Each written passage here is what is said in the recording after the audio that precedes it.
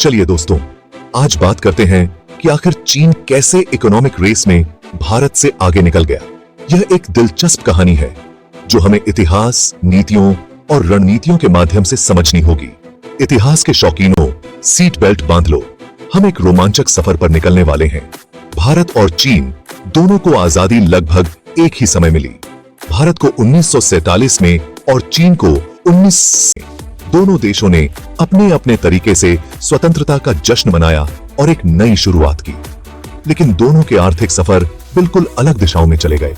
यह अंतर उनके द्वारा अपनाई गई नीतियों और दृष्टिकोण में था।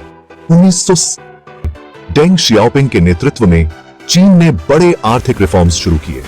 उन्होंने चीन की अर्थव्यवस्था को एक नई दिशा दी। उन्होंने बाजार उन्मुख नीतियों को अपनाया, विदेशी इन्वेस्टमेंट का स्वागत किया और अपने मैन्युफैक्चरिंग सेक्टर को रॉकेट की तरह आगे बढ़ाया।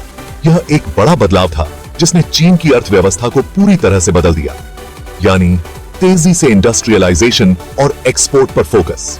चीन ने अपने उद्योगों को आधुनिक बनाने और वैश्विक बाजारों में प्रतिस्पर्धा करने के लिए बड़े कदम उठाए। दूसरी तरफ भारत की कहानी बिल्कुल अलग थी। भारत ने एक अलग रास्ता चुना जो उसकी आर्थिक प्रगति को प्रभावित करने वाला था। 1950 के दशक से 1980 के दशक तक भारत ने सोशलिस्ट नीतियां अपनाई, मिक्स्ड इकोनॉमी और सरकार का भारी नियंत्रण।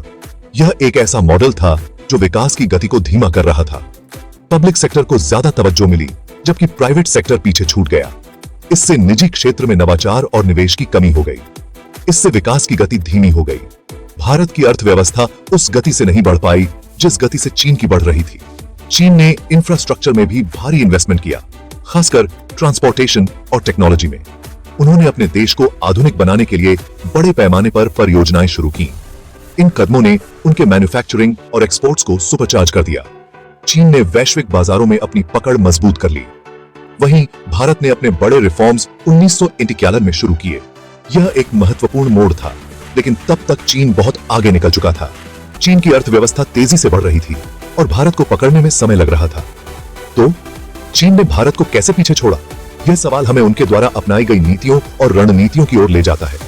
इसका कारण था जल्दी और आक्रामक रिफॉर्म्स, इंफ्रास्ट्रक्चर में भारी निवेश और एक्सपोर्ट्स पर ध्यान देना। चीन ने अपने विकास के लिए एक स्पष्ट और केंद्रित दृष्टिकोण अपनाया। वहीं भारत का धीरे धीरे आगे बढ़ने का तरीका और देर से शुरू किए गए रिफॉर्म्स, जिससे वो चीन की तेज रफ्तार से मुकाबला नहीं कर सके। भारत को अपनी नीतियों में बदलाव करने में समय लगा। चीन के भारत से आगे निकलने की मुख्य वजह, यह एक कहानी है जो हमें सिखाती है कि कैसे सही नीतियां और रणनीतियां एक देश की आर्थिक प्रगति को प्रभावित कर सकती हैं। इतिहास, अर्थशास्त्र और दो बड़ी ताकतों की कहानी। यह एक ऐसा अध्याय है जो हमें सोचने पर मजबूर करता है कि भविष्य में क्या हो सकता है। अगली बार तक जिज्ञासु बने रहें। हमें उम्मीद है कि आप इस यात्रा का आनंद लेंगे और इससे कुछ नया